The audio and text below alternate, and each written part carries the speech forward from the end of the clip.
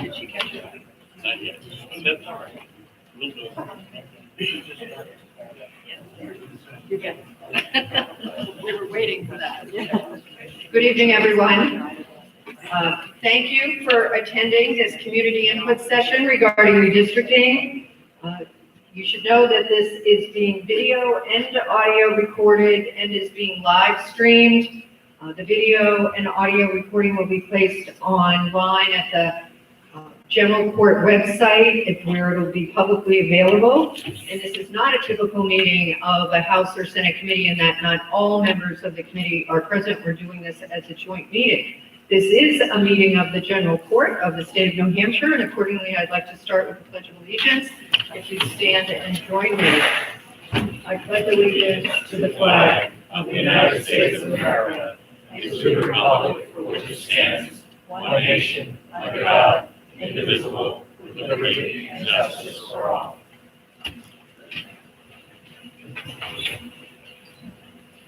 Thank you again for coming. My name is Barbara Griffin. I'm a state representative from here in Goffstown. We are here with House members, and Senator Gray is here with members of the Senate Redistricting Committee. I'd like to start by asking my House members to identify themselves, and then we'll go to Senator Gray for introductions of the Senate members that are here today. Thank you, Madam Chairman. My name is Wayne McDonald. I represent Rockingham County District 5, which is the town of Londonderry. In addition to serving on this committee, I also serve on the Election Law Committee as Vice Chairman. Good evening. My name is Marjorie Smith. I represent Durham and Madbury in the legislature. I serve on the House Judiciary Committee in addition to serving on this special redistricting committee. Hi, I'm Bob Lynn. I'm a state representative representing Wyndham. I'm on the House Finance Committee as well as this special redistricting committee. Good evening, Len Turcott. I represent Stratford District 4, which is the town of Barrington. I'm a senior advisor in the House Majority Office, and in addition to this committee, I serve on Finance and the Labor Committee. Good evening. Thank you for having us here. My name is Lucy Weber. I represent Cheshire District 1, which is the southernmost Connecticut River towns of Walpole, Westminster, Chesterfield, and Hinsdale. And I serve on the House Health, Human Services, and Elderly Affairs Committee in addition to this committee. Thank you. Thank you. My name is Paul Bergeron. I represent Hillsborough County District 29, which is National Ward 2. And in addition to serving on this committee, I serve on House Election Law. My name is Israel Piedra. I represent Manchester Ward 2 in the House and serve on the Committee for State Federal Affairs and Veterans Affairs, State Federal Relations and Veterans Affairs. Thank you. My name is State Representative Matt Wilhelm, represent Manchester Wards 1, 2, and 3 in the legislature, and I also serve on the same committees as my colleague to my right. I'm State Representative Ross Berry. I represent Hillsborough 44, which is South Manchester, Wards 8 and 9, and the town of Litchfield. I serve on the House Election Law Committee. Good evening. First things, I'd like to recognize former Senator Levesque, who is right there. I don't see any other current or former senators here. I am James Gray. I am the chair of the Select Committee on Redistricting. I'm also the chair of the Election Law Committee. Just one thing before I pass the mic to the other senators to introduce themselves. Senate rules don't allow you to express your cheering, clapping, booing, and all of that. If you want to express something about it, get up, come to the microphone. That's what this hearing is all about, is letting you express your opinions. And with that, I'd like to welcome you and pass the mic on. Thank you. My name is Regina Bartzel. I'm state senator for District 19, which is the towns of Derry, Hampstead, and Windham. I am chair of transportation, and I also serve on election law, vice chair, and I'm also chair of the Commission on PTSD for our first responders. Hi, everyone. My name is Senator Rebecca Perkins-Cloca. I serve District 21, which is Portsmouth, Durham, Newmarket, and the surrounding towns. I serve on the Election Law Committee and Energy and Natural Resources. Hi, I'm State Senator Donna Susie. I represent Senate District 18, which is Manchester's wards 5 through 9 and the town of Litchfield, which are in Hillsborough County. And I also serve on the Commerce Committee, the Election Law Committee, and the Special Committee on Redistricting.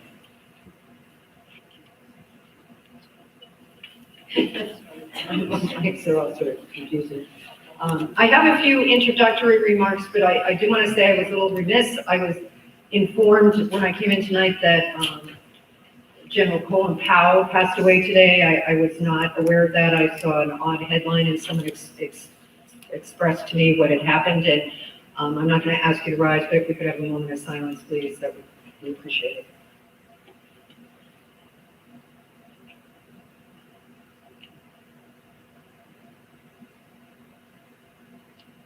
Thank you. You're here because we're here for redistricting. Information on the redistricting process for both the House of Representatives and the Senate can be found on the General Court website. On the General Court homepage, there are links that will take you directly to the Senate page for redistricting and the House page for redistricting. Once you are on that, you will find a link that allows you to email on the House side all the House committee members. It also has a link for a separate website, and that website has information on the committee. You'll see our minutes, you'll see what we considered, you will see recordings, and one of the things that you will see there is where the video, a link for the video tonight. You will also see that you can submit testimony in regards to the bills, and you can actually look and see what other people have submitted as testimony. We're talking maps, and there's an ability to submit maps. So you can go on and look at the various bills which apply and actually see maps that have been submitted, some of which have been submitted by some of the people you might have been talking to outside of the auditorium here tonight. So what is redistricting? Redistricting is a process that occurs every 10 years after the federal census is completed. The population data is used to create districts for representation at all levels of government. Here in New Hampshire, our Constitution says the responsibility for the creation of those districts is the legislature, which is in the General Court, the House, and the Senate. The districts that are being redrawn in New Hampshire will be the Congressional, Executive Council, State Senate, and State Representative. There is also redistricting for county commissioner districts and delegates to the state party convention. So when you click on that website and look at the submission, that's the headings that you're going to see. There were handouts outside tonight for you. That information gives you more detail on Hillsborough County. And from the House side, and I'm sure from the Senate side, it would be very helpful for you to comment on things that you might think are important for redistricting here in Hillsborough County. But you can, of course, comment on any of the redistricting that we're doing that I just talked about, the Congressional, Senate, House, Executive Council. There was a sign-up sheet for people to talk. I have one sheet here. There is still a sheet in the back. We will get to everybody who wants to speak tonight. And with that, we have a number of people signed up, so we are all looking forward to hearing your input. And I'm going to simply go through the sheet in the order. And we have a mic right here for you to speak to. We have a mobile mic over here. If you don't want to walk across and you want to come down here, you can pick up this mic right down here, but we have that there because we know historically you all sit on this side. I know that I come to this auditorium a lot, and it's the door when you come in. So We welcome your comments, and the first person that I have signed up is from Pelham, David Hennessy.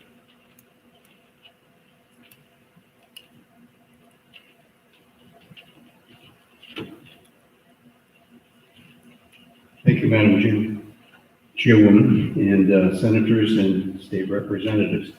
I live in Pelham, which is House Representative District 37.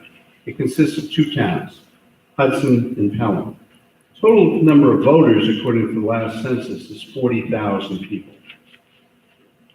Those 40,000 choose on a single ballot 11 state representatives right now in the two towns. From my town in Pelham, we have 2 of those representatives who actually live in the town of Pelham. 9 live in Hudson. And that's the way it's been for 20 years. We are not asking for anything drastic. You don't need maps for this district. You just need to cleave these 2 towns that have very different ethics. I didn't mean ethics, I apologize. Different outlooks. I won't get into that. I do want to make a point that this is not, unlike some of the maps and jiggling that has to go on, this is not a partisan appeal. Both towns are heavily crimson, not even red, they're bright red. And this is not going to change the power in the State House. However, we are asking, like the rest of the state, to have our state reps living among us, going to the grocery stores that we see, going to the churches, and getting involved in the community. And I don't think that's unreasonable. And we've been waiting a long time for this redistricting. We were promised last time that we would have our own district. And out of the smoke-filled rooms of somewhere, we ended up back together in this shotgun marriage of Hudson. Good people, but we like our own district. Okay? The fun doesn't stop there, though. As weird as it is to have 11 state reps on a single ballot running for the State House, we have a Senate district in which our senator represents 3 Rockingham County towns and 1 Hillsborough County town, ours. We have an executive council representative who lives, unfortunately, not real close to Pelham, in Rye. That district, if you look at the map, could be copied from the old history books. I used to teach history from Mr. Jerry, resembling a salamander. It's the epitome of a gerrymander. We would like our senator, we would like our counselor to be from the same county that we're in, which is Hillsborough County. So we're asking for a very simple thing. Let's put us back in our own district in the county of Hillsborough. Thank you very much. Thank you. Jessica Grill from Bedford.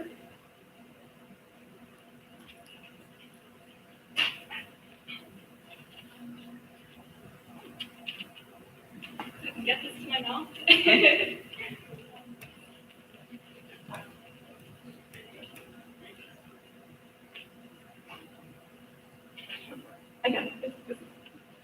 Good evening. My name is Jessica Grill, and I currently live in my hometown of Bedford, New Hampshire.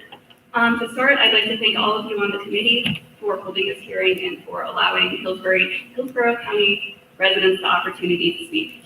I'm proud to appear before you today to testify in favor of fair maps and a transparent, inclusive redistricting process. As a participant in New Hampshire elections, both as a voter and more recently a volunteer, I believe a free democracy is essential to securing all of the freedoms that we enjoy as Americans. In order to ensure our government fulfills this great purpose, every vote must count and all voters must be represented fairly. With redistricting underway, it's critical that New Hampshire's new district maps accurately reflect the population and are free from gerrymandering and other biases. Drawing fair maps will ensure that the people are the ones who choose the outcome of elections, not big corporations, wealthy donors, or super PACs. Redistricting is one of the most significant parts of the electoral process, and New Hampshire residents deserve the chance to provide input before the maps are made final. Unfortunately, with just 30 days to go before state legislators vote to approve maps, we still don't know when the new maps will be made available to the public and whether there will be opportunities for public comment on the maps before the vote. This lack of transparency is disappointing and only furthers division and distrust between citizens and our elected leaders.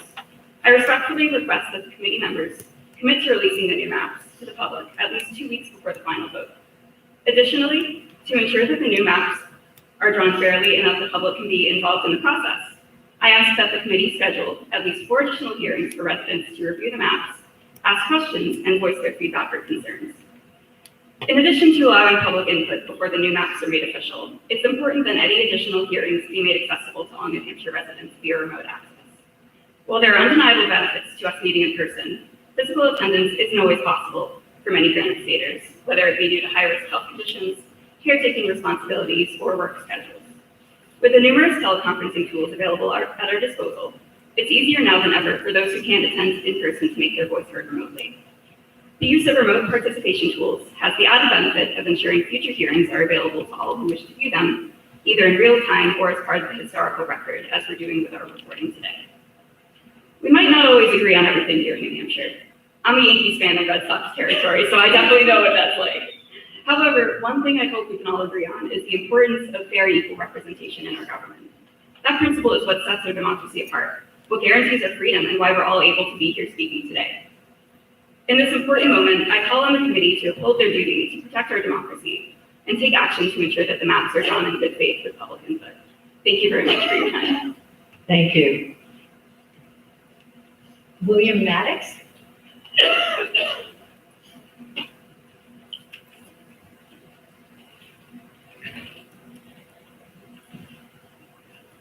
Good evening, I'm William Maddox from Amherst, and first of all, I'd just like to thank the Senate and House Redistricting committees for this opportunity to speak to you and for holding hearings around the state. It's very important to get the voice of the people. I also, while it's great to have remote access, people who are at home with a health condition who would like to testify should have that opportunity. So I wish that had been thought of in terms of the planning, but we'll do our best for that. In future hearings, it would be good to have complete access for everybody who wants to be here.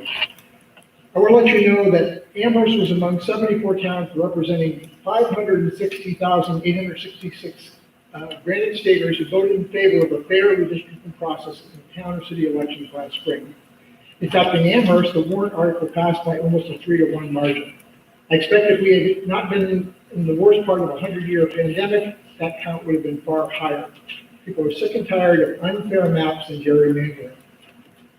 Did you ever wonder why volunteers felt the need to stand out in the snow in December and January during the pandemic to collect signatures for a town warrant article resolution calling for a fair, nonpartisan, and transparent redistricting process? Why would people be compelled to collect signatures, work with the town, explain to the press, and stand up at town meetings to speak to it? That's what I actually did. Why would they feel that they had no choice? The argument New Hampshire voters don't know or care about redistricting is nonsense. New Hampshire voters want fairness in their elections, not just feel-good hearings to make the public think you are listening, but truly a fair and nonpartisan voting districts. Committee members, you can tell yourself that these were only non-binding resolutions, which we understand. They're basically expressing the will of the people, and they did not have any bearing on your outcome in the end. But you work for us, and the public has spoken loudly and clearly about what they want, and they expect nothing less than fair voting maps for the state of New Hampshire. As you begin to wrap up this public hearing process, you can ensure the will of a large number of New Hampshire voters are respected and honored by doing the following. House Redistricting Committee should set a timetable of when maps are going to be released with at least 2 weeks before the maps are voted on for the public to review, analyze, and comment on them. This didn't happen 10 years ago. You should commit to scheduling at least 4 additional hearings after the maps are drawn, so any questions about the maps will face scrutiny of those who will be affected by them. Gerrymandering cannot be repeated. And that unlike tonight and the previous county hearings, Granite Staters must be given a way to participate in these hearings remotely if they want to testify and make their voices heard. We have a raging pandemic, people are still dying, and we need to respect the ability for people to have their voice heard, even if they have access issues. As the people of Amherst and many other communities who approve these non-binding resolutions have clearly said, quote, we urge the New Hampshire General Court to carry out the redistricting in a fair and transparent way through public meetings, not to favor a particular political party, to include communities of interest, and to minimize multi-seat districts, end quote. In the end, I hope you can hold your heads up high and say you carried out the will of the people in this process. I thank you very much for taking the time to listen today, and good luck to the process. Thank you, Mr. Maddox. Also signed up to speak is the Honorable Melanie Levesque from Brookline.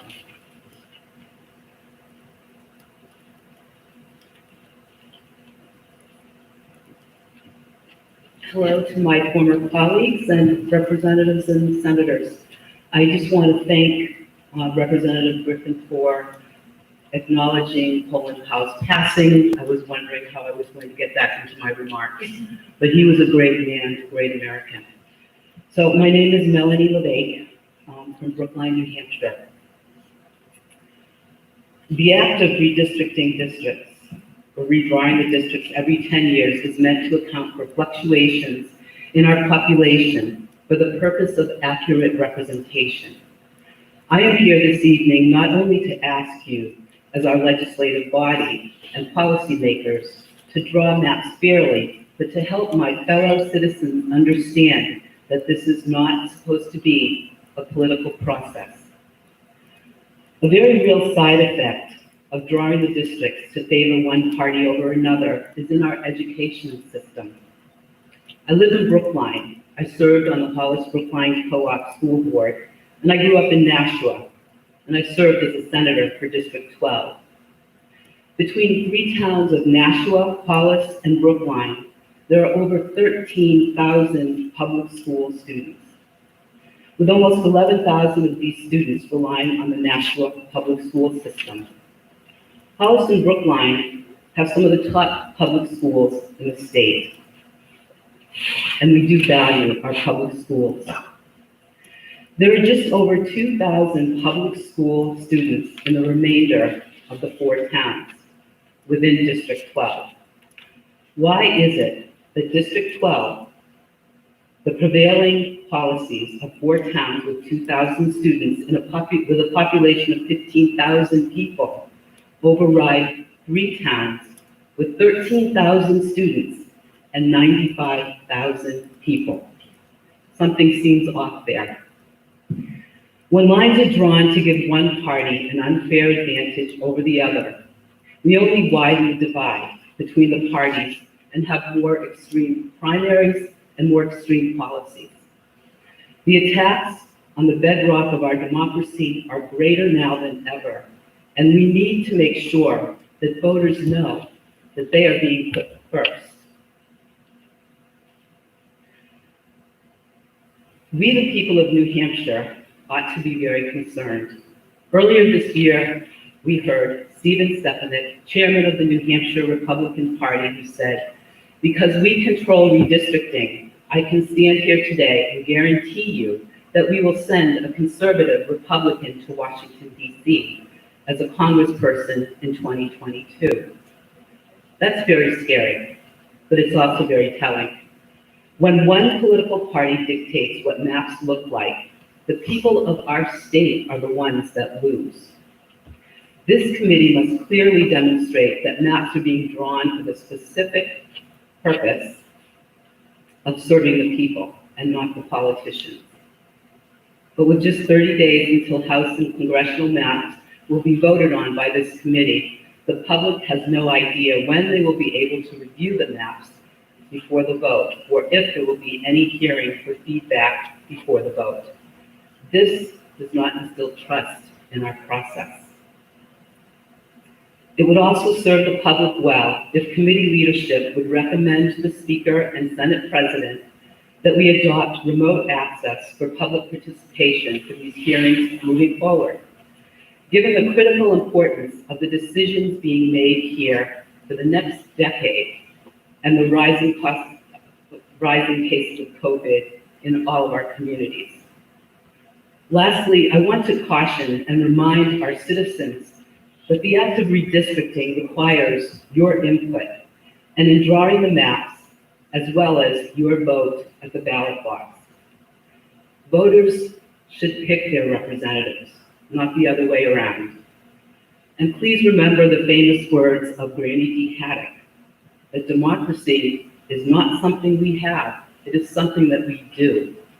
And my fear is that if we don't do it, we are sure to lose it. Thank you. Thank you. Next speaking is Kate Markey.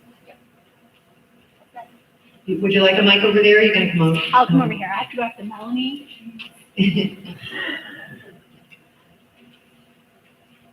Hi, I'm Kate Markey. I have a very specific discussion topic, but I think it applies to the whole state. I live in Ward 9 in Manchester, and our floterial district includes Ward 8, 9, and Litchfield.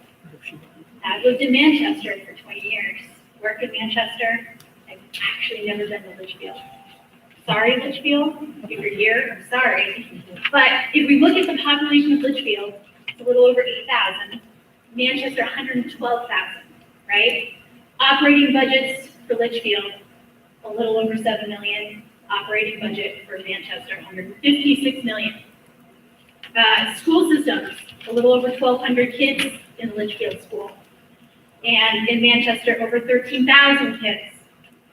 2,699 with IEPs, whereas Litchfield has 238.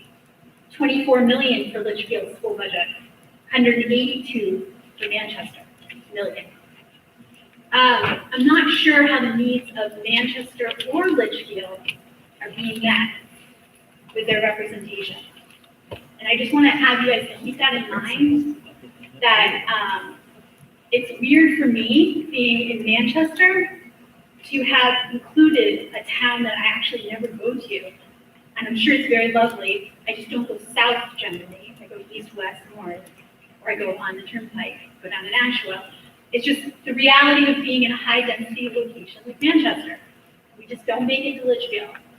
So I'm hearing that as something that seems to be coming up with more than just me.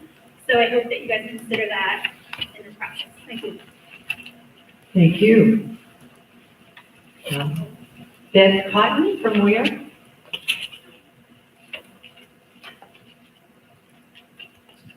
Hi there. Thank you for the opportunity to speak today. Chairman and representatives and senators, I appreciate your time. I understand that this undertaking of redistricting is not a simple task. It's very complicated. But I'm here today, and I probably shouldn't be because I'm immunocompromised. But the only reason I know that I'm going to be heard is to be here today. I can write to you, I can send emails to you, but I'm not sure that I'm heard. But I know right now that I'm heard. I would like to encourage you to encourage your colleagues, Speaker Sherman Packard and the Senate President Morse, to think about that, to think about building a more inclusive environment for all kinds of folks, the folks who live very remotely, folks who don't have transportation, folks who have mobility issues, and folks that have COVID concerns. I know that's your decision not to have Zoom, but I do feel that you're working with these people, you're sharing your expertise with these people, and I wish you would share that opinion. I certainly shared it myself with them over the weekend. I want to talk about the desire for fair maps. Now, there's a surprise. You know, I've heard over and over again, I've paid attention to all of the hearings, and I hear the same thing over and over again. The call for fair, transparent processes, the call for a non-partisan action. We want for you to seize this as an opportunity And I'd like you to be innovative. I would like you to think about doing things maybe not the way they've always been done, but to think about what you're hearing tonight, where some of these towns are feeling disenfranchised with things as they exist right now, and know that maybe there's a better way. Maybe there's thought given to some commonality within these communities, and that makes more sense when you're putting them together and they're sharing a voting block. Ware shares a district with Deering. We do nothing with Deering. We have no shared water supply, we have no shared emergency services, no shared school district. However, Deering shares a school district with Hillsborough, but they're not part of a voting block with Hillsborough, so that doesn't really make a lot of sense. Ware's got 9,000 people, so we have enough people to have our own space, but we don't. So I'd like you to kind of entertain the idea about that. I also want to ask about the criteria that you're using to draw these maps. November 18th is the month from today, and I understand that that's a critical deadline for you. I look at your website and I read what's out there, but I don't really see any clear outline of the criteria that you're using to create your maps. I understand that you're using a software that was developed, I believe Joel is his name, but that doesn't explain to me the process. So I'm feeling like I really don't know. And there's the transparency factor, because there's a lack thereof. So please think about the critical task that you're undertaking and the fact that we're going to be living with this now for the next 10 years. I don't want you to favor one party over another, but what I do want you to favor is fairness, common sense, and the true spirit of the task at hand and what you're trying to achieve. Democracy is a precious thing. All we have to look is around some of our, countries that don't have one and look at what their lives are like.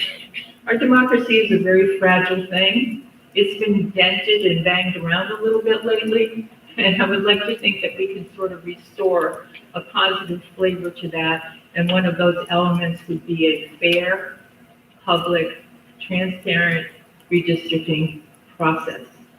I would also like, as I've also heard from many other people, for the opportunity to see the maps and then have another chance to offer an opinion or a concern or congratulations for what I'm seeing.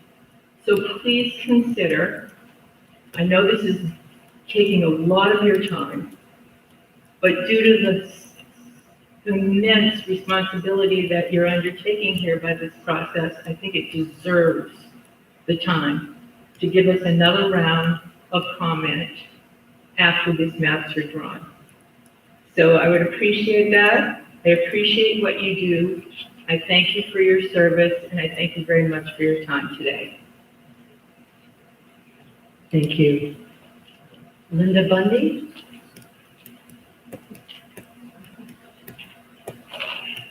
I'm Linda Bundy. I live in Antrim. Members of the House and Senate Special Redistricting Committee, thank you for the time you are spending and the work you are putting into these public listening sessions. This is the first time that I have followed the process of redistricting closely. So far, the current process is more open than the description I've heard of previous years, and I commend you for this. I have participated in the Mapathon Citizen Drawing Mapping Project by submitting data from my town of Antrim and doing a telephone survey of 10 towns in Hillsborough County to determine their shared services and common issues. I learned how essential it is to consider communities of interest that incorporate school districts and shared services and common issues, in addition to population. The maps created by this project have been submitted to the committee's website and are shown side by side with the 2010 maps, listing pros and cons for each version. I encourage the members of both committees and the public to look at these maps. I believe the Mapathon maps have districts that provide more fair representation for voters.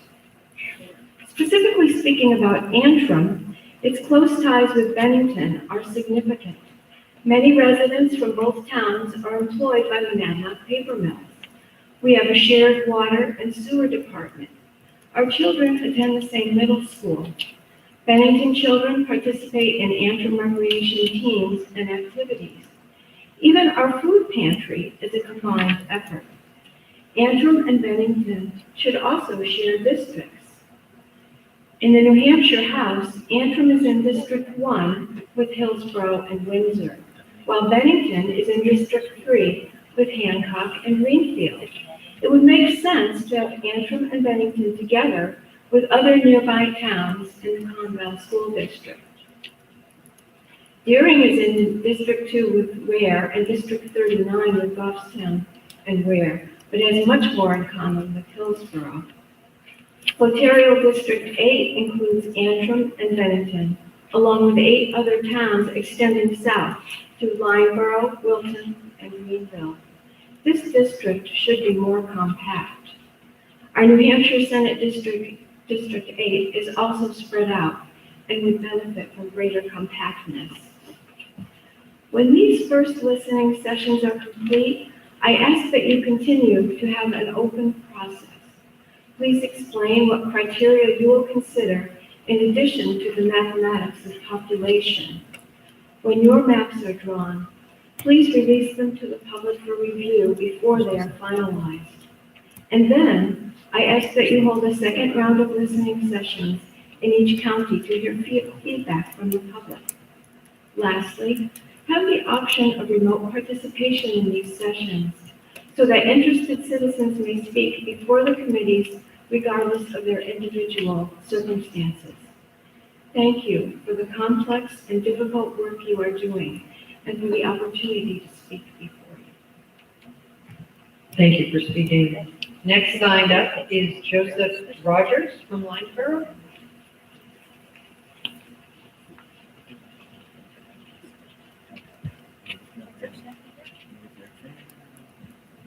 Hello, Joe Rogers from Lyndeborough, so District 38. Thank you for allowing me to speak. So I just wanted to say that, like, when you guys do this work, just consider sort of where we are as a nation. Like, democracy is not doing well. Like, tonight, when thinking about whether I'm going to come here tonight or not, I'm very skeptical whether we actually live in a democracy. Like, my own personal belief is our democracy is failing, and it's like there's a myriad of reasons, but it's people are losing faith that they're being heard, that their voice is being heard, and gerrymandering does not help. Like, in District 38, the district that I'm from, it's a mess. Like, I'm born and raised in New Hampshire. Before I really got involved, like, I haven't even been to some of the towns that are in my district. So this work is super important. It shouldn't be partisan. It should be done based upon principles, right? It shouldn't be based upon opinions. It shouldn't be based upon politics. It should be, the goal should be to support democracy and not tear it down. Thank you. Thank you. Also signed up is Susan Shannon. I hope I got that right. Come on down. Hi, thank you for holding this listening session, and thanks for all the work you're doing. I'm Susan Shamel. I'm from the town of Hillsborough, which is the most northwest town in Hillsborough County. Another gentleman mentioned the Warren article that they did this year. I would like to say that Hillsborough, the town of Hillsborough, along with maybe a dozen other towns, actually did a similar Warren article in March of 2020. This was before COVID, so we could get signatures a little easier. And it was also before we had the last election. So it was totally a nonpartisan vote. And overwhelmingly, the town of Hillsborough passed this warrant asking for fair redistricting. And at that time, we were also requesting a fair redistricting commission, which we know didn't quite transpire. But we were asking for a fair redistricting because we all know that this gerrymandering exists. And certainly not just in New Hampshire, not just in my own D38, but all over the country. I mean, I came out of Massachusetts where I was in a district that was gerrymandered all the way around 128. And I grew up in a town in Ohio that was gerrymandered from up in the northern town all the way down to the Ohio River so that we could bring in some, different people. And we've all seen these state maps and these salamander maps, and we know that it's going on. So in the town of Hillsborough, yes, we asked for fair redistricting in a nonpartisan manner. And as such, what happened is the town administrator, on behalf of the select board, was required to send a letter to all our elected representatives, which included Governor Sununu, our state senator, Senator Ward, and 4 of our representatives. We have 2 from D1 and 2 from D38. And so this was a lot of manpower. This was a lot of work to do, getting the signatures, getting this vote in the town, at the town meeting, and then the town administrator and the select board had to send these letters out, and I have copies of the letters here. I think it's important.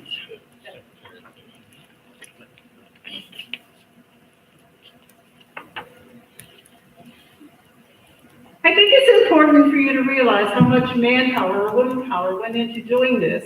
Just in the little town of Hillsborough of 6,000 people, and we had many, many more towns do it in 2021, and it was a lot of manpower, it was a lot of work, not just with us volunteers, but also with the town. And we were representing the 6,000 residents of Hillsborough, saying we want fair redistricting. And I feel like our time is a waste.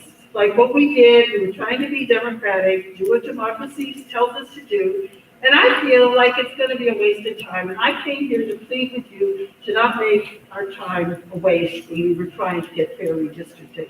The last signature I got to get this on the warrant, the last signature I got was from a neighbor who was dying of cancer. She only had a few weeks left, and she signed this petition, and I'm honored that she did that. But I'm also really, really angry that it was necessary for her to do that and for me to go get this signature and request people to sign this and all the manpower that took in to do this. I mean, we shouldn't have had to drive down here from Hillsborough to ask you to do fair redistricting. It should be a no-brainer. I'm not a computer expert, but I know that in this day and age of computers, you can plug in every parameter you want and you can get whatever you want out of these maps. And I am requesting that you plug in fairness, not partisanship. Thank you. Thank you. We have staff with us from the State House, and there is actually no applause allowed in the Senate chamber. The House, I will admit, sometimes with 400 members instead of 24, it takes a little longer to get it under control, but I'm just going to ask that you observe the Senate rules since we are doing a joint hearing. I have Diane Lewis from Amherst. Welcome. Thank you, Representative Griffin, and you all. My name is Diane Lewis from Amherst. I want to just say greetings and thank you all for all you do. I spent many years on a school board here in the state, and so I know that meetings like this can go on and take away from your lives. So Move a little closer to the mic, please. thank you.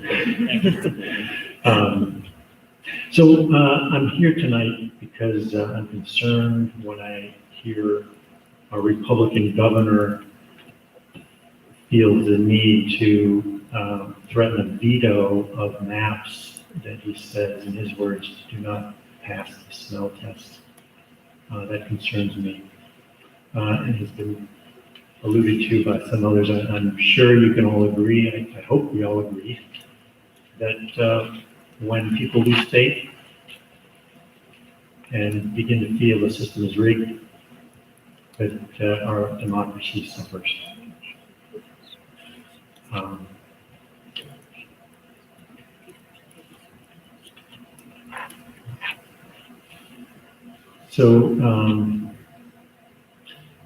I'm here tonight to ask you to commit to putting aside any personal preferences that may come up. Stephen Stepanek's desire to gain political power through redistricting.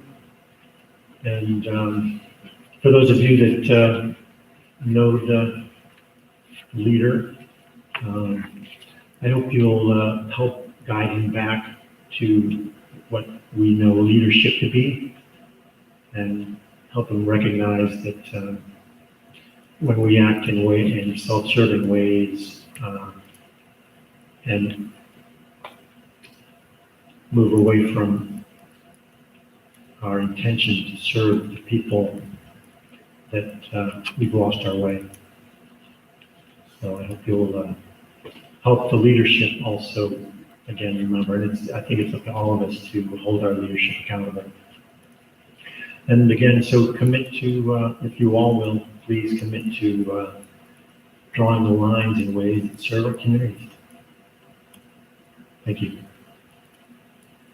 Thank you. Also signed up to speak is Goldie Santana.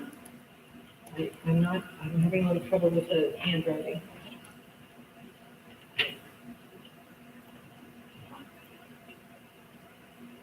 Okay, anybody will have a chance to speak. How about Emily Olsen? Oh, you are there, come on. And it is Joel. Why don't you come on over to the mic? We want to be able to hear you. And tell me how I should have pronounced your name. Joel. Thank you. And thank you all of you for giving us this opportunity to share our thoughts about this matter.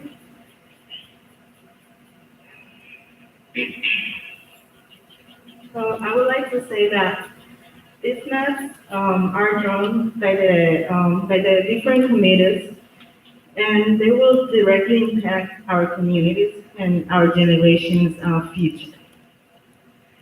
But we still know very little about how maps are being drawn, or if we will be able to see them before they are built. And even more concerning, the U.S. Census show that the Hispanic votes are growing in political and community, so it's gaining power. And I think that we need to be represented, and it is critical that the districts are drawn in a way that respects the political rights and shared interests of that community that is represented by each district. And I would like to add, as leaders that you are, and you have the opportunity to do this, I think it's important that you set an example for future generations and do things that are considered fair and that follows the values that represent this country and how this country was formed, instead of going one party or the other, but think about the people that you are represented and how these maps can affect their lives. Thank you. Thank you. Emily Olsen.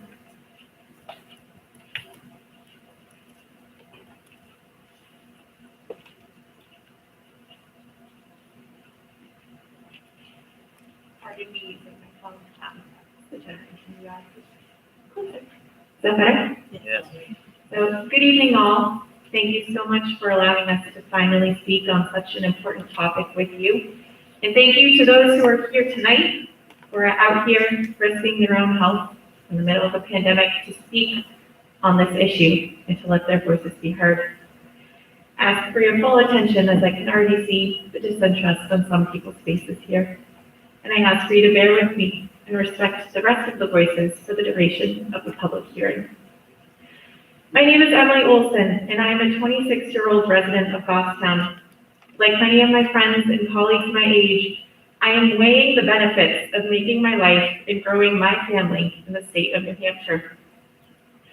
Contrary to the seeming inaction of the New Hampshire Senate and House redistricting committees and the whispered announcements of the public hearings on this issue, the effects of redistricting will last for 10 years, affecting young New Hampshire citizens ready to start the next chapters in their lives like me. Let me be clear when I say I will not raise a family or make a life in a place where my voice is not respected, not heard, and even tossed aside in the name of political partisanship and the sole focus of our representatives on winning the next election through shady and non-democratic practices. In order for us to have a functioning democracy, the public, your constituents, needs to have a voice throughout the process. Therefore, I am asking that this committee commit to holding at least one highly advertised public hearing with public testimony on any maps before they are passed. This meeting must be advertised at least a week in advance, and they must have virtual access. While streaming these meetings on YouTube is a step in the right direction, a platform that allows for public testimony to be given virtually, such as Zoom, would be much more preferable. As somebody else spoke today, they are immunocompromised. I'm a member of an immunocompromised family, risking my family's life to be here talking to you, with some of you not even able to make eye contact. The criteria and the process for how the maps have been drawn must also be made transparent to the public beforehand. We the people should not have to ask for our democratic process to be transparent. We should also not have to ask for the redistricting process to be in line with both the U.S. and New Hampshire constitutions and all federal and state laws. We demand that the redistricting respect both the geographical and political integrity of the boundaries. You as servants of the people should not be choosing your voters through gerrymandering. Rather, we the voters are constitutionally bound to choose our representatives. The state understands that gerrymandering is a pernicious process, as House Bills 1665 in 2020 and 706 in 2019 to set strict criteria, public input rules, and an advisory commission for redistricting both made it to the governor's desk, only to be vetoed. Without fair maps, we are not living in a true democracy. Without fair maps, your constituents, who you are supposed to serve, have their needs ignored and unmet. Without fair maps, the next 10 years will see even more politicization, polarization, and disenfranchisement. The people are angry, and I am angry that I have to fight for such a basic right as having my voice be heard freely and fairly. The redistricting committee has the power to change the current atmosphere, change the cold, rough, and dangerous partisanship. I am asking you to make New Hampshire a place that I would be happy and proud of, to raise a family, give back to my community. I am asking for you to do your job, serve us, your constituents, we the people, instead of partisan politics. I thank you for your time for being here. It really does mean a lot. And thank you for listening to us.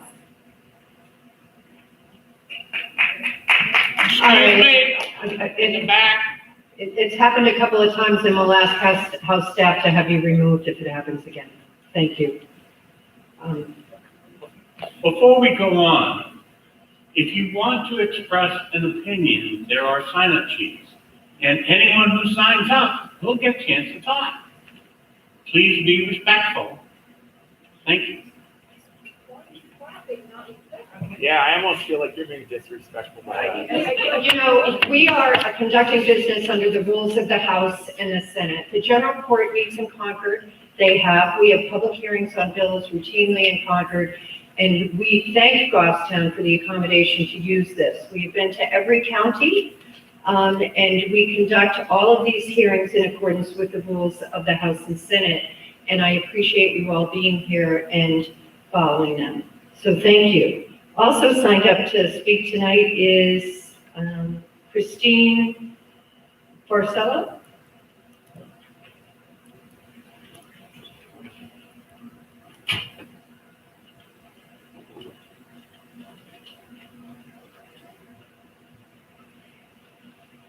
Thank you. I obviously know my handwriting needs improvement. Well, I'm also at the point where I need a lot more light to read than what this gives me, so I apologize. No, not at all. My name's Christine Fajardo. Close enough. Oh, sure, certainly. Oh, okay. Thank you. Okay.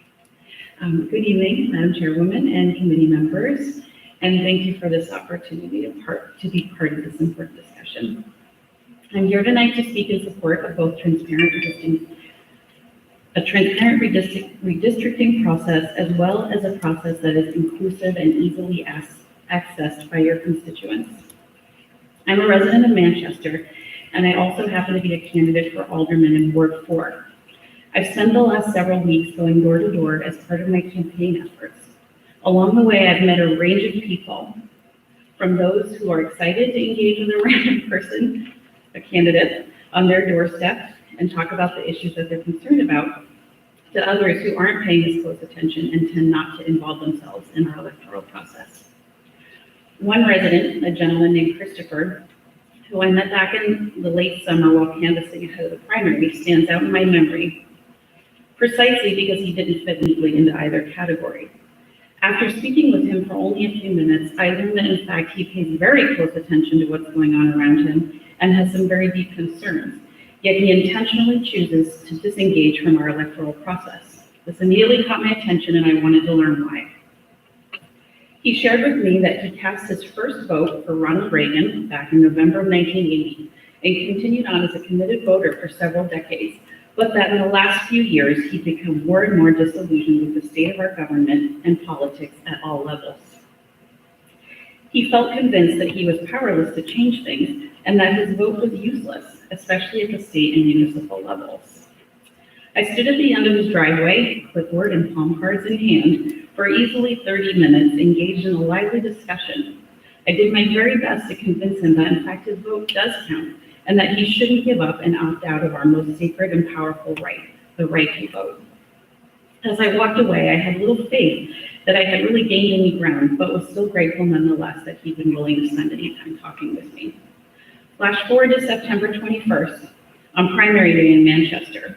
As I held my post outside the polls greeting voters, you can imagine my surprise when I saw Christopher barreling toward me, waving enthusiastically to call attention to the fact that he, in fact, showed up to vote. This still makes me really happy. So why am I sharing the story of this one single voter? Because it's the Christophers of the state who we need to keep front of mind when considering how to approach the process of redistricting here in the Granite State. These people represent both the fragile nature and the promise of our sacred electoral process.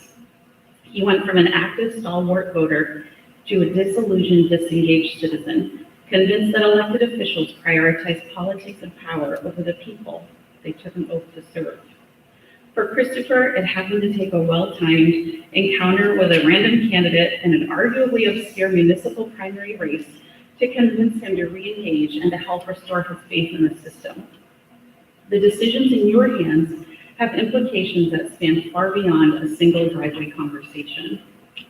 Imagine the impact a fair, accessible, transparent redistricting could have for so many others out there like Christopher, who may have little faith left or trust in the system, who may in fact have little faith or trust in you, the public servants who've been elected to carry out the system. You have the power, by choosing a process that is transparent and accessible by all, to restore the faith of so many, and hopefully, like Christopher, bring them back into the conversation, rather than engineer a system that keeps them sidelined. I encourage you all to remember the oath that you took. Remember the individuals who you committed to serve, and to please place public service over politics and power. Please bring voters back into the system. Don't close them out. Thank you. Thank you. Okay.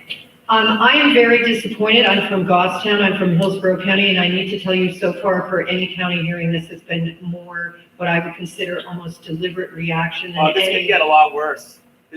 There could be an uprising now. Like, a little bit of clapping is not a big deal. And as I said, as I said at one There we go. hearing, There's our democracy right there. we show Nicely done, respect folks. for You Republicans everybody are at a something else. hearing by showing everybody the same response. That's how we can show respect. And some speakers certainly may cause some of us to have more of a reaction than others, but it is difficult for everyone to come to the microphone to express their opinion or their statement, and we ask that the reaction be the same. The Senate and the House have slightly different rules, and in order to expedite this process, we are conducting these hearings together. And I thank you for showing respect to everybody else who has come here tonight by responding the same way to what they say. We are listening to people. Just a friendly amendment, maybe instead of clapping or making noise, just use your jazz hands. Okay. All right, well, also signed up to speak tonight, and is Marie Morgan from Boston.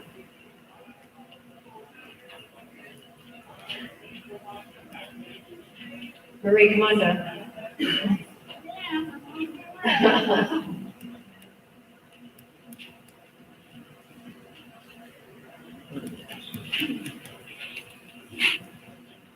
I'd like to applaud, first of all, my name is Marie Morgan from Goffstown. I'd like to applaud the speakers who have come before me, but I don't want to get in trouble by actually doing that, possibly falling over, so I won't.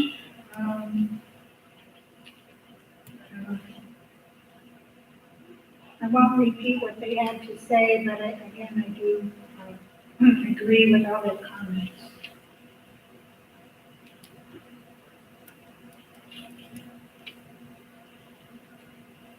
I have nothing better to do than sit at the computer and look at all the numbers of state reps from each of the towns in Hillsborough.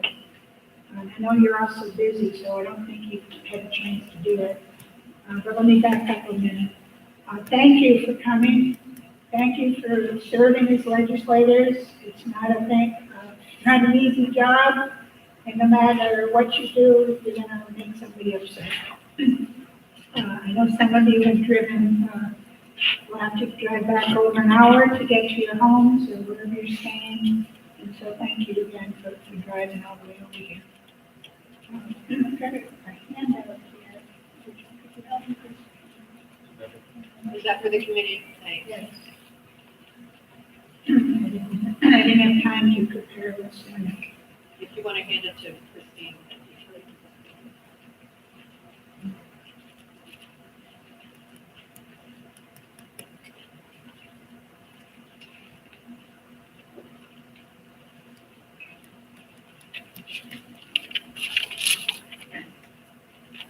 Using the New Hampshire General Court website, and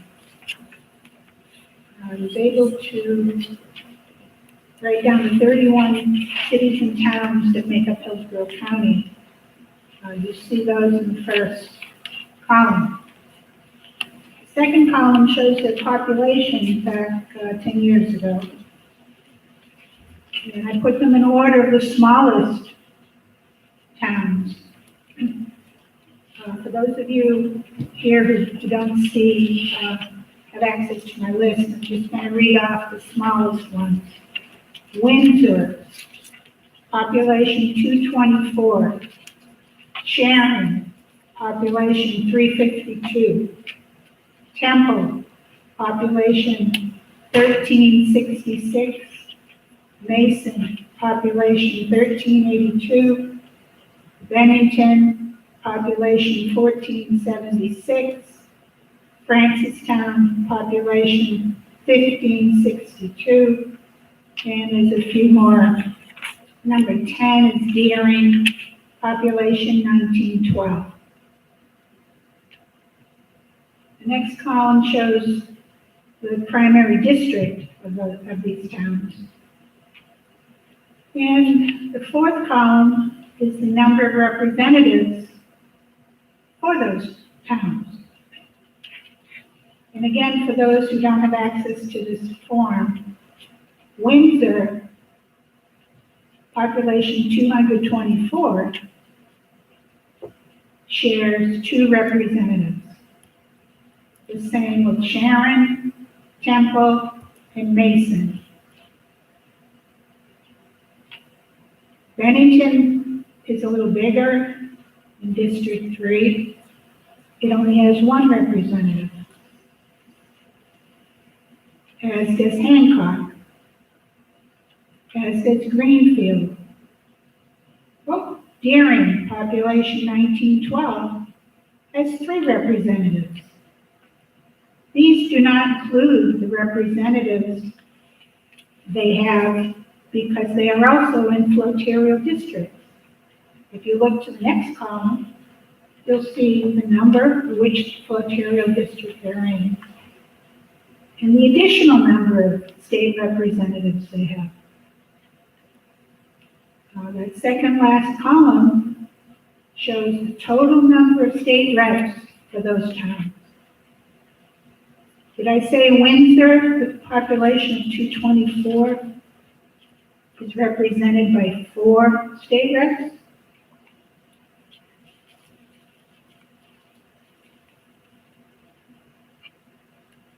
I'm sorry, Mr. Hennessy, that you down there in, let's see, Pelham? Number 24 is Pelham. You had a population, excuse me. Pelham had a population of 12,897. But it did not have its own representative. It still shares 2 with Hudson and is also represented by an additional 9 from Hudson. That's okay.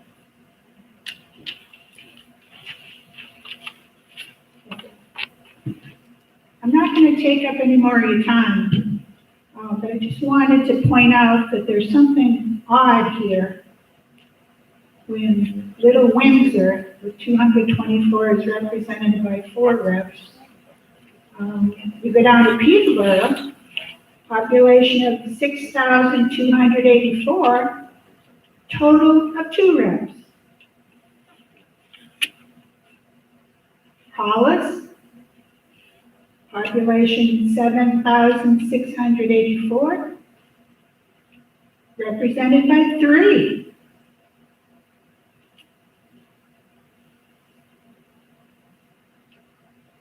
Oh, here's a good one. Milford, I think, do we have someone from Milford? No. Milford had a population of 15,115. It was is represented by 5 state reps. Versus Pelham, with a lesser population, is represented by 11. Oh yeah, and somebody did talk about Litchfield. Let's go down to 31, Manchester. Population 109,565. Number of state reps, 33.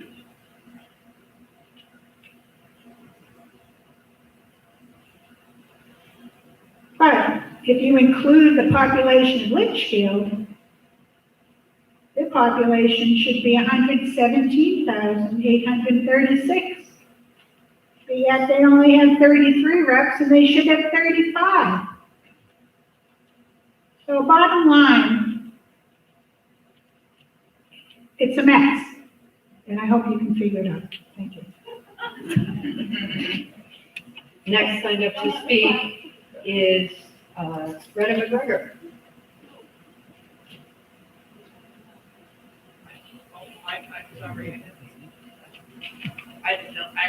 You don't want to speak, Retta? No. Thank you. All right. I mean, you're welcome to at the end, but I'll put that down as not asking to speak. Shannon Chandley, please.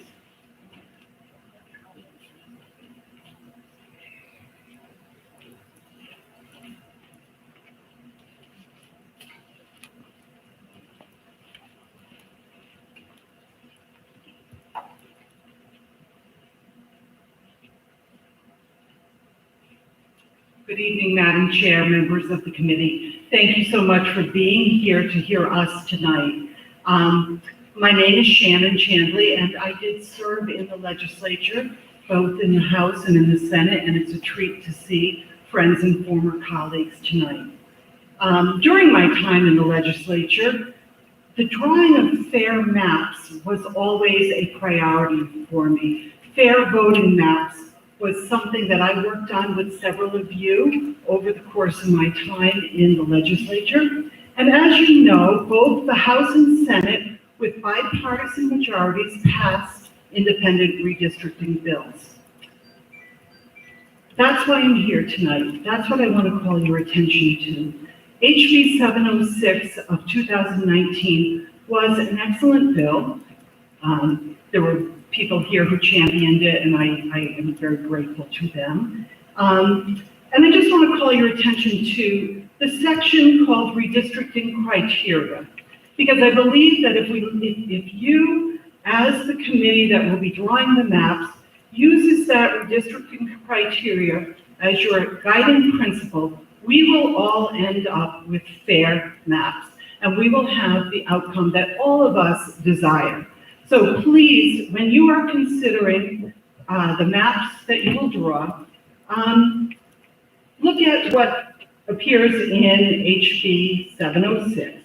Now, some of it is very basic and essential, and that is that we comply with the Constitution of the United States, that we comply with the Constitution of the State of New Hampshire, but also that districts shall form single boundaries and shall not be bisected or otherwise divided by other districts. Districts shall be drawn in compact shapes and shall avoid jagged edges and extensions. And finally, that the commissioners shall consider the integrity of communities of interest to the extent practicable. And this is really important. And you've heard people here tonight talk about how to engage the different communities and look at them so that like is being put with like. So that when people go to vote, they are voting for the interests of the people in those communities. The similarities of interests, including but not limited to racial, ethnic, economic, social, cultural, geographic, and historic identities. I also, the next section in the bill that I'm referring to talks, the ones that I just mentioned are the do's, and then there are the do nots. And that is that no redistricting efforts should unduly favor or disfavor a particular party, nor should it unduly favor or disfavor people of a particular language group or racial group. So I think that if everyone involved in the redistricting process follows those guidelines, we'll end up in the place we want to be. Thank you very much for your time tonight, and thank you for all of your very hard work. Good luck. Thank you. Louise Spencer? Louise, did you want to speak?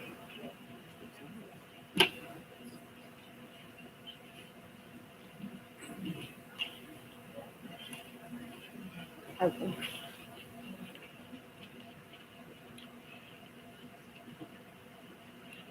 Hi, my name is Louise Spencer, and I'm actually not from Hillsborough County, I'm from Merrimack County, but I was given a short notice that we received for that particular hearing. I was unfortunately unable to make that, so I wanted to speak here in person because I do think there is value, even though you can submit written testimony, that there is value to speaking in person, both for the members of the committee and for the people who choose to show up and spend their time engaging in the civic process. So I would very much like to thank all the committee members and also to thank all the folks that showed up here tonight to be part of this process. So I think what we're hearing is we're hearing some very, very clear themes tonight in the testimony, and that is that people want a fair and nonpartisan, transparent process. They want maps that represent all Granite Staters. And I'm also hearing that we'd like to see those maps. We'd like them released before the November 18th deadline, and we'd like to have an opportunity to comment in a public way on the record on those maps, and to have that be done so that everyone can participate.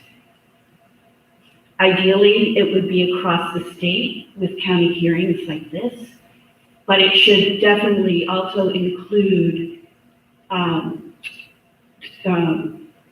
remote access and remote participation.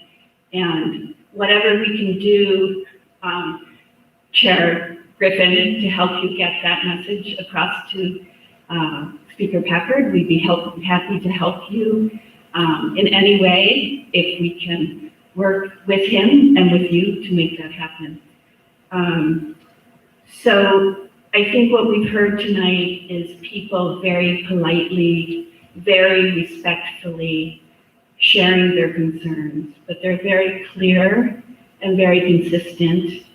And I hope that you really will listen to what is being said here.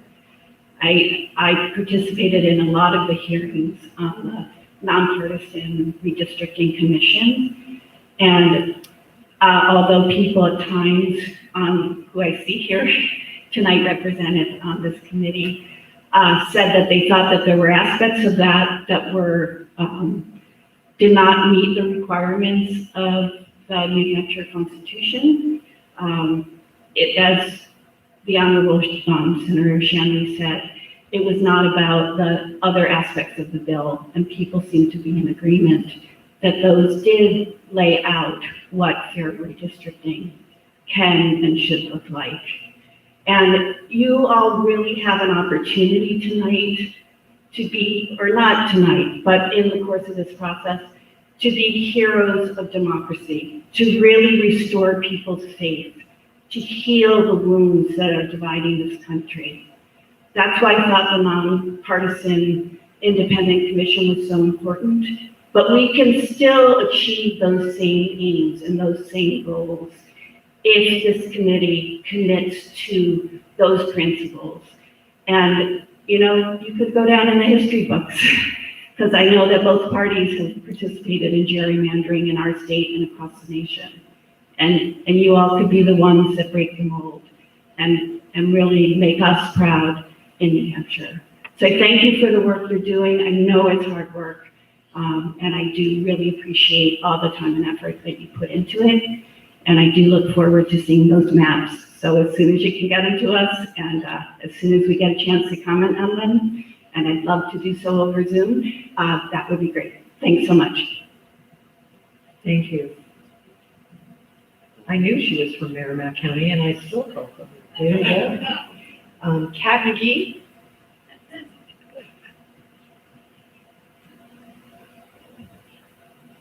Good evening, Chairwoman. Yes, good evening, Chairwoman Griffin and members of the committee. Thank you so much for your time this evening and for holding this hearing. I don't want to repeat much of what has been said. I had a couple of things I did want to add. One is that I'm very short. This microphone. Okay. Tilt it down. Yes, thanks.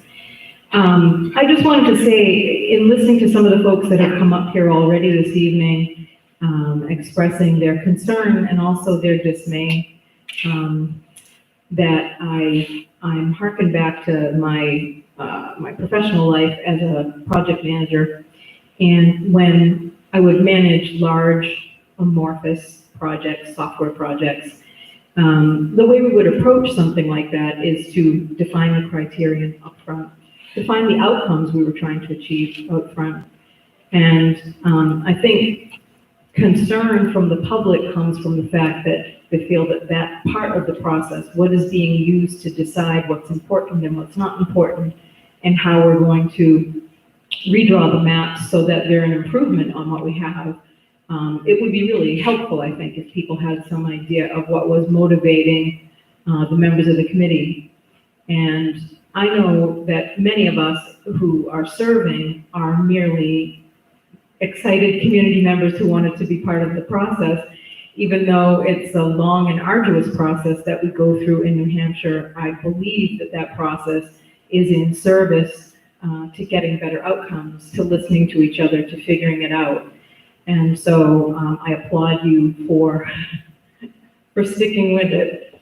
But I did want to say that as a person who is very interested in the process and willing to give of my time to be part of that process, I was extremely disappointed when the fair districting bills that passed through the House and Senate ended up with a veto, because the veto message itself said that unelected bureaucrats shouldn't be drawing the maps. And I am very aware from the processes that I've been involved in as part of the House Science, Technology, and Energy Committee, that New Hampshire very often uses volunteers of interest, people who are combined in terms of having, mixes of Democrats and Republicans, but also people who really have no interest in politics and have more of an interest in whatever that process subject is. That is the way we do a lot of our decision making, and it's the thing that removes it from being political. And so I was really disappointed to see that message, because I didn't think it was accurate for what the intent of those bills was. So the last thing I'll say is that I actually have experience with a flotarial district. I ran twice in my hometown of Hollis, New Hampshire, and learned what it is to be beat bad. And then I was asked to run in a flotarial district that came about in 2011, which was Hillsborough District 40, Hollis, Milford, Mount Vernon, and New Boston. And prior to that time, when I first started being aware of state politics and being interested in running, the district in my town was Hollis and Brookline. And Hollis and Brookline have a cooperative school district for the middle and high schools. So it was a logical district. And what it means is that the representatives live in those towns, and they also participate in the school meetings, the town meetings, and basically the issues of the communities. So it made really good sense. It was much harder to run in districts all the way up Route 13 that really didn't have any relationship with the towns in between. And Mount Vernon and New Boston, the two furthest towns, also make up Hillsborough 5. So two of the four towns were a separate district as well. And so I went from representing 7,600 people at the time of that redistricting to 8,300 today, because now I'm back in Hollis only, because I figured it might be redistricted and I didn't want to stay in the flotarial under those circumstances. But I went to a district that had 33,000 people in it. So that's a huge difference. And yet the members of the communities that actually shared the school district were no longer related. And then the representatives, again, are working in different places. And so their attention is not always focused on the things that the community is focused on. So that's something that I would ask you to consider as you look at how you conjugate towns that go together, because there is a logic to what communities share. And I hope that you will create some outcomes based on criterion like that. Thank you. Thank you. Bonnie Bruno?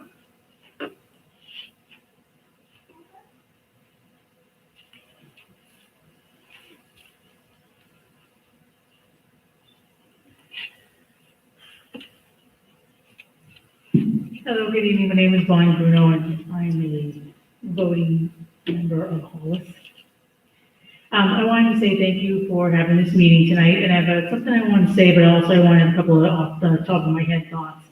And the first one is, it's interesting to come out and just realize that you're represented, because the person in the back there, just this weekend with my friends, we were talking about, do we really want to stay in the state and have our tax dollars pay for what might end up happening if we don't have fair maps? Like, is this where we want to stay in Olsen, own that home, and, you know, encourage friends to come? Or based on 2022 and 2024, should we think about moving? I'd rather stay in New Hampshire, but, I mean, admittedly, my heart is at Cambridge, where I come from. But, you know, we were having that discussion, you know, do we want to stay? Also, my mom is somebody who's in a high-risk category, but this was so important that I'm here. I did send an email already to the committee, and I was going to read that, but you already got that, and some of the stuff has already been said. I definitely ditto and underscore everything everybody said, but like what she said in the gray sweater, ditto. I mean, really, ditto. And then also the woman here in the gray who did all that work with the spreadsheets. I did webinars with like a League of Women New Hampshire voters and open democracy and common cause and everything. And honestly, the numbers, I glaze over. I mean, glaze over. So this is what's important to me, because you guys, I think, are, you know, more informed and more able to draw those maps and use that software that the gentleman, I don't know if he's still in here, said, here, you can take this and plug in the numbers and use the software. It's not going to happen. But this is what's important to me, and this is why I'm here.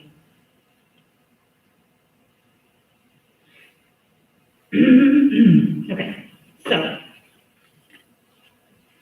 And I'm not your generation, but I'm going to use my cell phone. I'm much older than her, but this is what I was doing. Okay. So when I take the time and make the effort to vote, I want my vote and every other Granite Staters vote to count. I don't want my vote or any other Granite Staters vote to be packed, cracked, or gerrymandered. New Hampshire voters should pick their elected officials, not the other way around. You, 8 and 7, are tasked with the awesome responsibility of meeting the will of the New Hampshire voters that overwhelmingly voted for fair, not partisan redistricting mapping process. Governor Sununu is on record as stating, New Hampshire's elections are the gold standard for the rest of the country. I respectfully request that through a nonpartisan process, the redistricting mapping meet that gold standard that reflects me in the community in which I vote, the will of the New Hampshire people. And I thank you for your time. And for me, that's what's important, not the numbers, you know, not the, you know, community of interest and all that stuff that I learned in a crash course through webinars. That's what's important to me. That's why I came out tonight, and I thank you. Thank you. Fred Mayer from Hudson.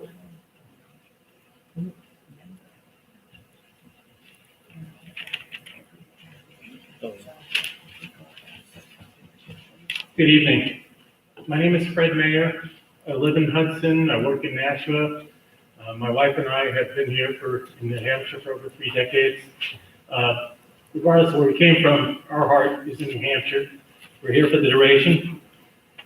I appreciate the opportunity to speak this evening, but this process is a little unusual for me. I'm an attorney. I have had occasion to go up to Concord to talk about bills affecting landlord and tenant legislation, because that's what I do.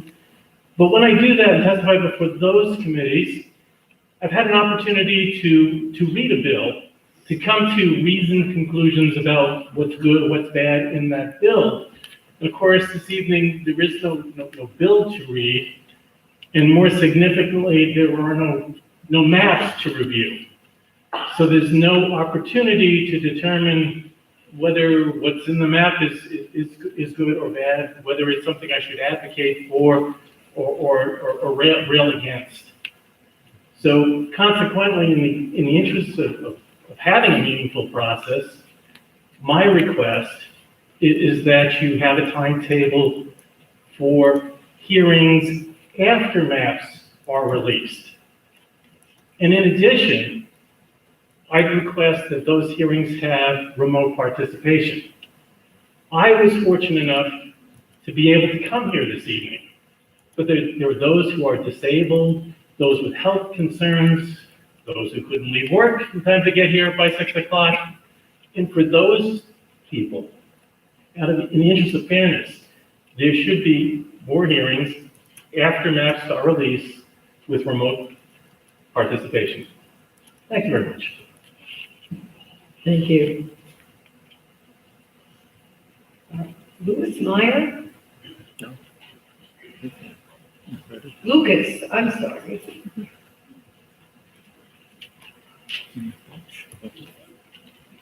Good evening, Chairwoman, Chairman, and members of the committee. My name is Lucas Meyer. I live in Ward 2, Manchester, and very thankful to be perhaps overly represented on this committee with Representative Pierre Wilhelm.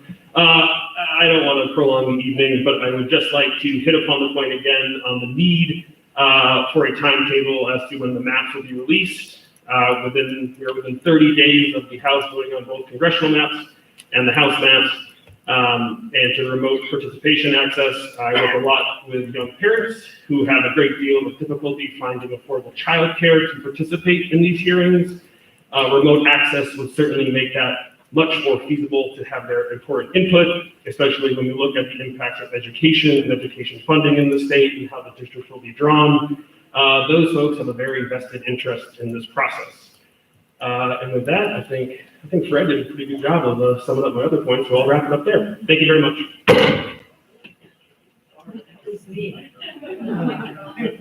David Erickson.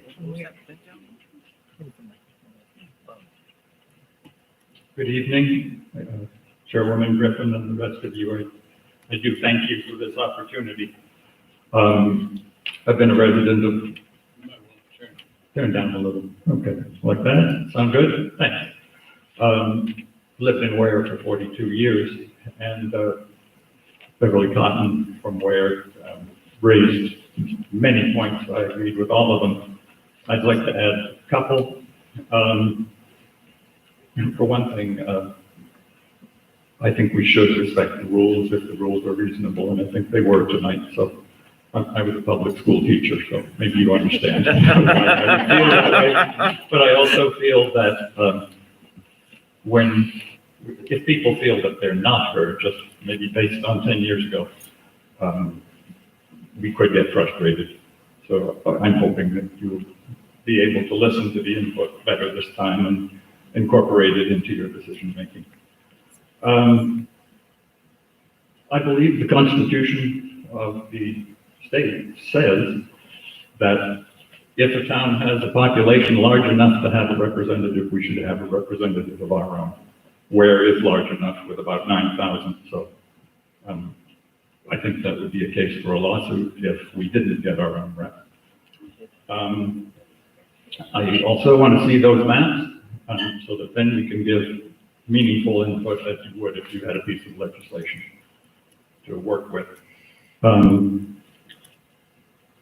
If the districts are drawn in a way that is unfair, clearly, there will be lawsuits. That takes time. I think it would save a lot of time if the districts were fair and reasonable when you draw them up. There still may be some other suggestions if he's made a mistake according, in some people's opinion. But in general, I think it'll save time to form the districts in a way that makes sense and is fair. Thank you. Thank you. Rolf Vandenberg? This gentleman was smart enough to give me the phonetics, just so you know. I did go outside eventually from sitting in here and write down the phonetics, just in case. My name is Rolf Vandenberg. I am from Amherst, New Hampshire. I'm currently a junior in high school. I'm here specifically to raise an issue that I face in Amherst, where I find that we are actually districted with Bedford, our northern neighbor, despite most of our population being centered in the southern half of our town. I think that this really doesn't help us at all. It doesn't help Bedford either. I think that we have better solutions to our districting, such as Mount Vernon, who is currently districted with us in terms of our cooperative school. And I agree with most sentiments in here about having an open discussion for the maps after they are actually released, rather than us having to speak on something that does not yet exist to us and has just been an idea to us. Thank you for your time, and I'd also appreciate it if members did not laugh when their constituents were compared to school children. Thank you, Barbara Schultz.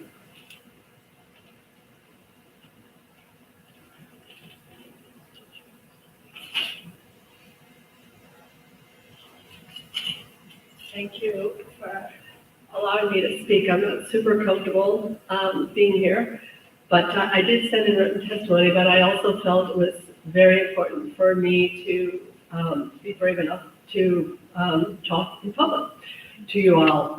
So I have great faith in all of you, and I have great faith in the legislature. In the last two sessions, they did vote for a fair commission, and it got shut down by the governor, and I'm sorry about that happening, but I have great faith in all of you. I'm a former school teacher, and civics was very important to me. My last year of teaching, our class examined as a year-long project, why don't more Americans vote? And we dug deep into that with the help of the Civics Institute that runs teacher workshops and so forth.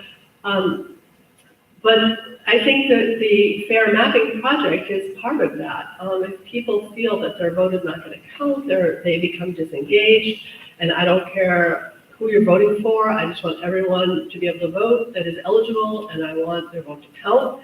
I'd love to see our American voting percentage go up on big time numbers. I agree with lots of things that have been said tonight, and you have been asked the same thing over and over and over, but one thing that I would like you to pay particular attention to is the executive council mapping.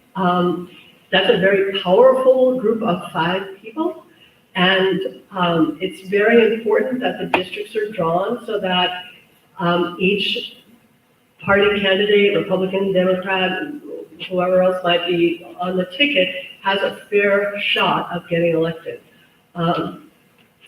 So I just ask you to pay special attention to that. I also work very hard to get more people engaged in this democratic process, whether it's attending public hearings in Concord or writing letters to the editor or just participate. It's going to take every single one of us. And I spend a lot of time gathering and talking with friends to try to get them to come first to the September 30th meeting and then say, hey, you have more time, the date got changed. And the questions were raised, well, I don't know what to say. I don't know what I'm supposed to comment on and so forth. So as you've heard many times tonight, people don't know how to give you their input because they don't know what they're commenting on. So I do, in fact, ask that the draft of the maps are presented to the public and the public has ample time to look them over and voice their input once those maps are drawn, as well as the criteria or the data that is used to put those maps together. So thank you very much for your time. Thank you. John Cross?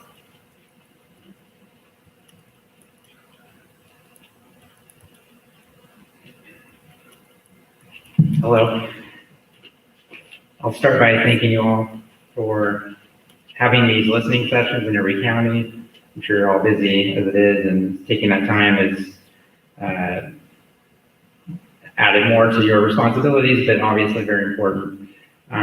This is a complicated effort, it's very important, and as one of the speakers just mentioned, it's hard for the general public to wrap their brains around how complicated this is. Especially with the house mapping and sticking with the component method and all that.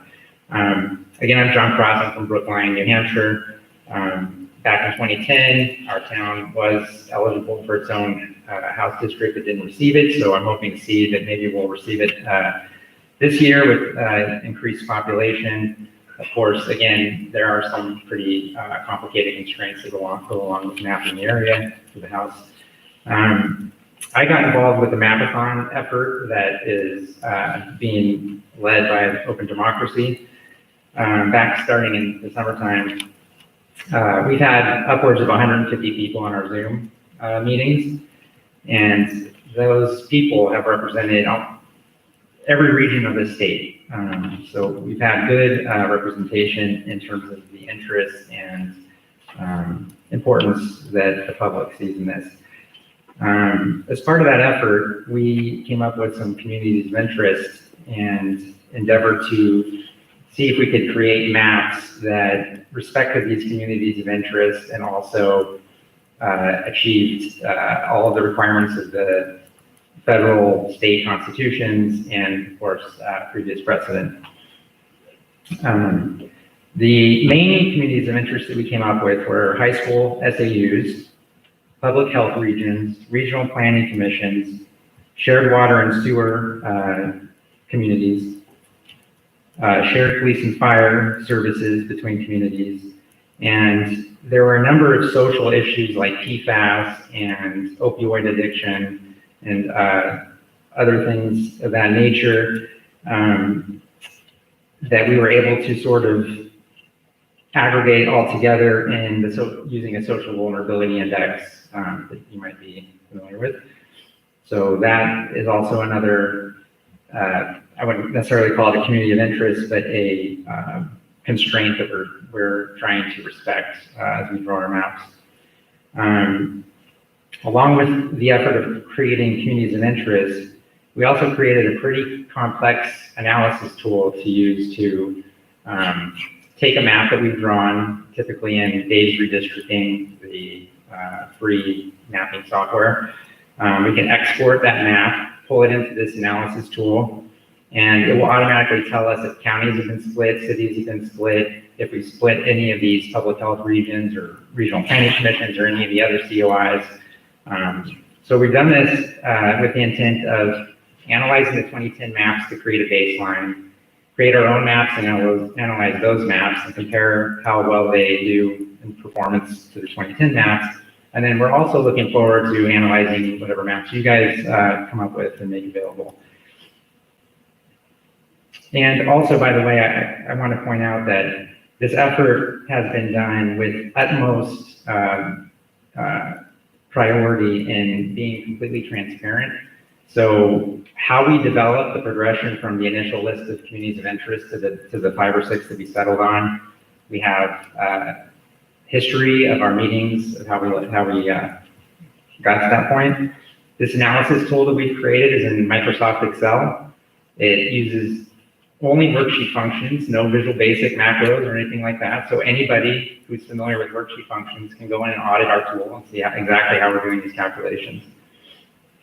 The initial maps that we developed, and I think a bunch of them are outside right now, respect all of the COIs more so, and for some of the COIs with a much greater magnitude than the 2010 maps that we analyzed. And we did that while yielding at least the same or better population deviation and also competitiveness. And the way we analyze competitiveness is using 2020 election data for the specific legislative body that the map was drawn for. And on top of all that, we came up with a Hillsborough map, our leading contender right now, has 2 less violations than the 2010 map. So we were able to create these communities of interest, which give us some legitimate guidelines to creating communities. And we were able to create maps that were just as good or better than the 2010 maps in pretty much every regard. So it is possible. I understand it's complicated, but it is possible.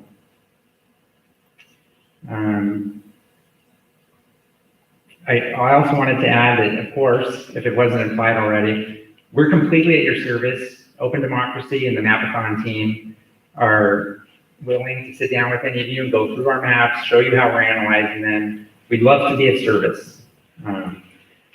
One of the things that I heard at I think it was the most recent House Special Committee meeting, was that there was a possibility that reducing the state reps to 391 would yield lower deviations by county. We started looking into that and we agreed up to this point. There are a few additional dimensions of that analysis that we've yet to complete, but I would really urge you to use the flexibility in our state constitution that gives us a range of state reps to really look at that 391 number. And then lastly, I just want to reiterate what was mentioned earlier. Of course, I don't think these meetings were scheduled originally. Again, I'm glad that you guys scheduled them. It would make no sense for the public to not have the opportunity to review your maps before they are locked in one way or another. So I'd urge you to make your maps available. I know there's a strict timeline here, and it's going to take some time to get those maps published. But I, along with everyone else here, would appreciate to be able to see them and provide comments, even not just a listening session, and if we can actually have a hearing and speak back and forth.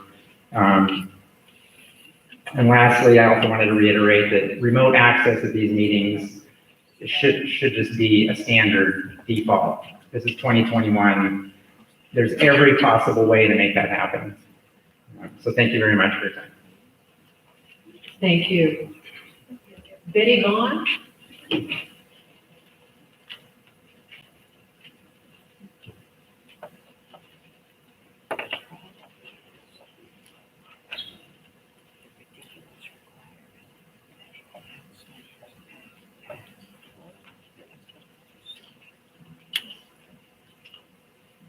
Hi, I'm Betty Vaughn. I live in Litchfield, New Hampshire.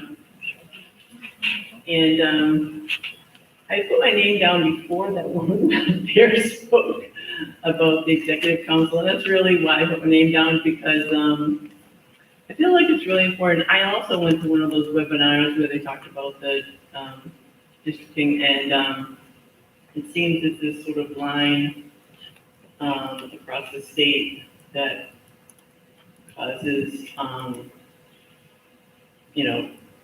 four people could potentially be conservative, and one person would be more liberal, which is kind of what's happening now. So that's really my concern, is the executive council. And also, I live in Litchfield, and well, I'm a Democrat, so I lose no matter what happens. So I think the reason that there's two reps from Manchester is to make Manchester more red, but, I don't know. I just wanted to say that, and that's really all I wanted to say. All right. Thank you. That is the last person I have signed up to speak. Is there anybody else here who would like to come on down and express themselves? Hi there, come on over.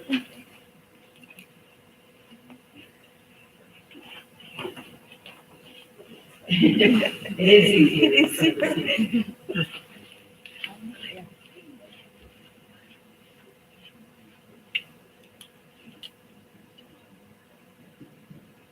Good evening, and thank you for the opportunity to speak.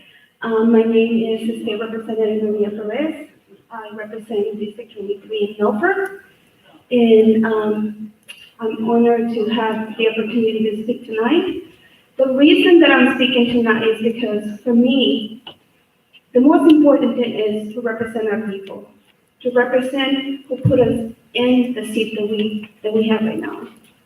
I don't see anyone is a Republican. I don't see any of you is a Democrat. I see every one of you is a human being. And the only thing that I'm asking is to have a fair representation for my communities. In the census last year, our Latino population grew, and I would like to see our community represented very well, especially when it comes to education, when it comes to mental health, when it comes to many different areas that our communities are underrepresented. That's the only thing I'm asking. I'm asking for fairness. I'm asking for our people to have a voice. And then to be honest, I wish our people can be here, raising their voices. A lot of time, we have people in our community that have been here 30, 40 years. My English is not perfect. You know, English is my second language. I was born in El Salvador. I've been here almost 35 years. Sometimes people make fun of me because I have a speech problem as well, besides being bilingual. But I wish our community can have a representation. I know that we have a lot of good community leaders, but English is not the first language. I wish we can have them come in and represent our communities, and that someone can translate for them what they have to say about what the needs are for our communities. The disabled community is another part that I keep hearing from people, not just in the Milford community, but around the state. To be honest, I spend a lot of time traveling around the state, because for me, I'm not just representing Milford. I feel like I have to hear the voices of everyone in the state. Because in order for me to do the right thing, in order for me to represent everyone in the state, I have to travel all over the state and listen to everyone, no matter if you're Democrat, Republican, or undeclared. So my concern is that we're not given the opportunity to the disabled community. I would love to see the Zoom open for the people who not be able to be here, and for the people who have a speech and hearing issues, to be able to see, like, maybe we can have the caption open so they can read everything that we say. And I just want to closely say thank you for all the hard work that you're doing. And like I say, you know, I have a lot of respect for all of you. And you're never going to hear me like arguing with Republicans and Democrats, because I see every one of you as my colleagues, my friends, and as another human being. Thank you so much. Thank you for speaking. Is there anybody else? No.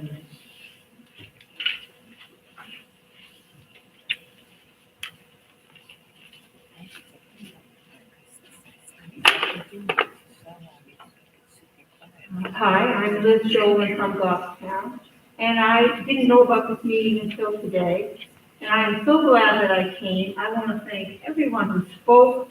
I'm so impressed by the thoughtful work that you've done and your research and the attention that you've paid to these matters, and it gives me a lot of hope.